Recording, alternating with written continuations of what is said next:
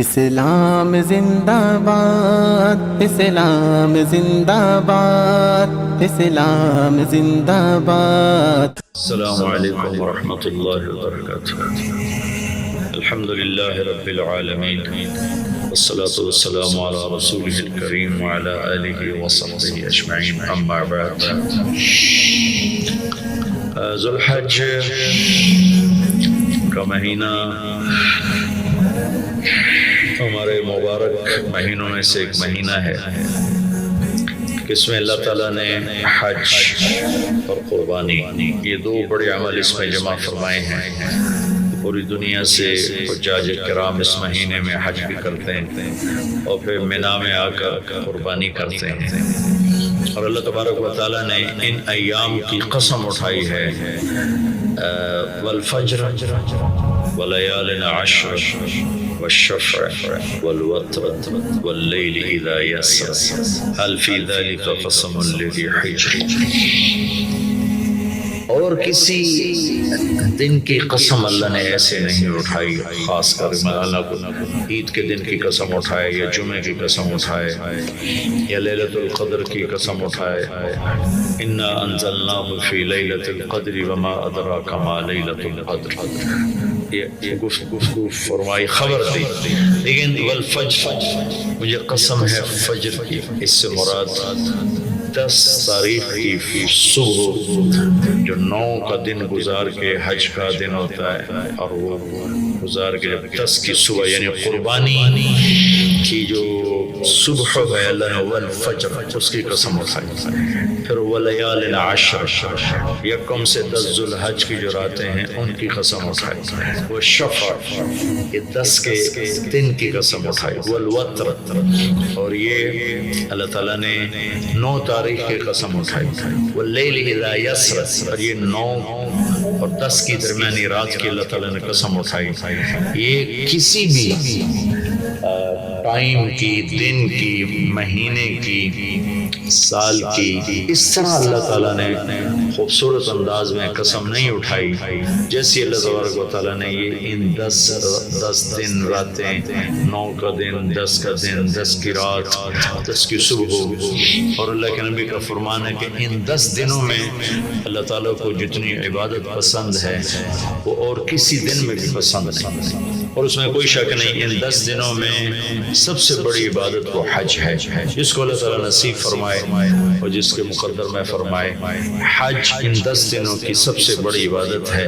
عرفات کی 1 دن کی حاضری وہ 10 لاکھ دن کی حاضری یا 1 لاکھ دن کی عبادت کے برابر ہوتی ہے، اور عرفات کے دن کی حاضری میں اللہ تعالیٰ کا ارشاد ہوتا ہے، میرے بندو آج اتنے گناہ لے کر آؤ، جتنے بارش کے قطرے، جتنے درختوں کے پتے، جتنے ریت کے ذرے، جتنے گردش ایام میں جب سے ٹائم شروع ہوا ہے اس میں بننے والے دن اور رات، اور یہاں کے توبہ کرو میں سب معاف کروں۔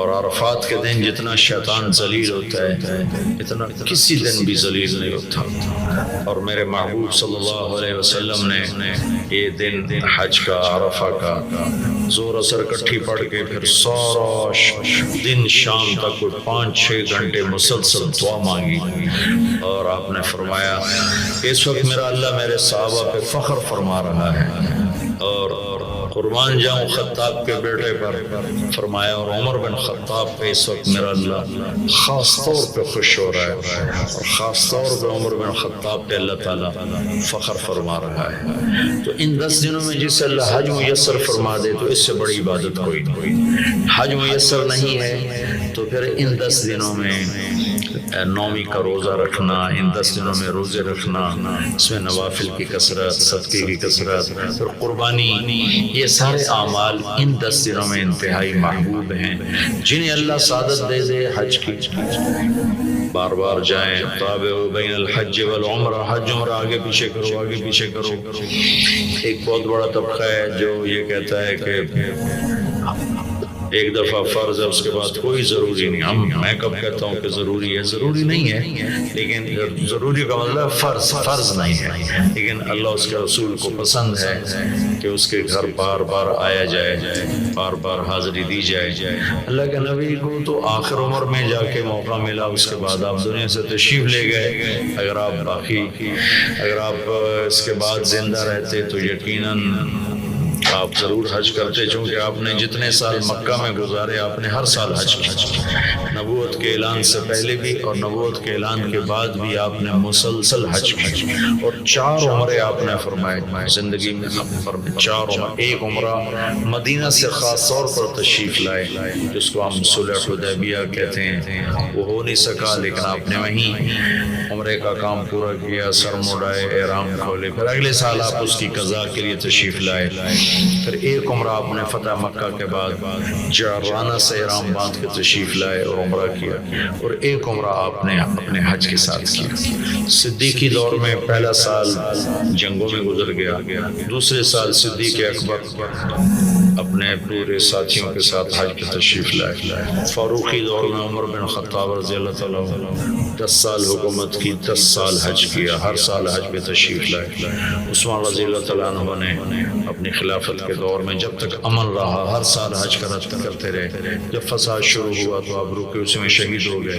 علی رضی اللہ تعالیٰ عنہ کو موقع نہیں ملا، جنگوں میں زندگی گزر گئی، اور اسی میں آپ اللہ پاک کی بارگاہ میں پہنچ گئے. تو لیکن باقی 3 ساتھیوں کی خلافت کے دور میں آپ نے بکثرت حج اور عمرے کیے. تو دین کے کسی عمل کو یوں کہہ کر ہلکا نہیں بنانا چاہیے کہ اس کی کیا ضرورت ہے، اتنا پیسہ خرچ کرتے ہیں، اس کی کیا ضرورت ہے، کسی غریب کو دے دیا جائے. یہ اس طرح تخول نہیں کرنا چاہیے کہ اللہ کے گھر کی حاضری کو اتنا ہلکا نہیں سمجھنا چاہیے. میرا اللہ بلائے تو بار بار جانا چاہیے، اور جس کو اللہ توفیق دے عمرے پہ جائے، حج پہ جائے. ہاں غریبوں پر بھی خرچ کرے، اپنے رشتہ داروں پر خرچ کرے، ضرورت مندوں پر خرچ کرے، لیکن اللہ کے فضل سے امید ہے جو اس طرح اللہ کے گھر جانے پر خرچ کرتے ہیں تو اپنے اللہ کے فضل سے غریبوں پر بھی خرچ کرتے ہیں. اس کو آپس میں یوں اس کا مقابلہ نہیں کرنا چاہیے، چیز اللہ کو پسند نہیں ہے. شہنشاہ کے، دنیا کے سب سے بڑے بادشاہ کے دربار میں حاضری کو ہم اتنا ہلکا نہ سمجھیں، بہت بڑی سعادت ہے. حضرت امام حسن کی سنا دیتا ہوں. امام حسن رضی اللہ تعالی عنہ نے 20 حج پیدل کیے، مدینہ سے پیدل تشریف لاتے تھے اور حج فرماتے تھے. 20 حج.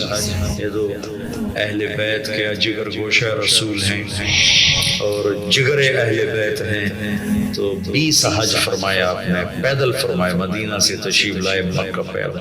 ایسے امام حسین رضی اللہ عنہ نے کئی حج پیدل فرمایا، مجھے ان کا عدد یاد نہیں، امام حسن کا مجھے یاد ہے.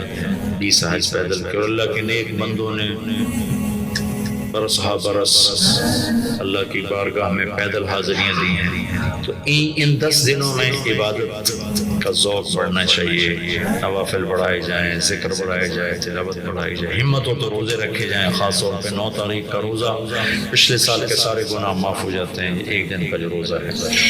پھر اس کا دوسرا جو بڑا عمل ہے وہ قربانی ہے، اور یہ قربانی آدم علیہ السلام سے چلی آ رہی. وَاتْلُ عَلَيْهِمْ نَبَأَ ابْنَيْ آدَمَ بِالْحَقِّ إِذْ قَرَّبَا قُرْبَانًا فَتُقُبِّلَ مِنْ أَحَدِهِمَا وَلَمْ يَتَقَبَّلْ مِنَ الْآخَرِ. اس قربانی کی بنیاد تو آدم علیہ السلام سے پڑی ہے، لیکن ہمیں جو حکم ملا وہ سنت ابیکم ابراہیم، وہ ابراہیم علیہ السلام کی سنت ہے قربانی. اسلام زندہ باد، اسلام زندہ باد، اسلام زندہ باد.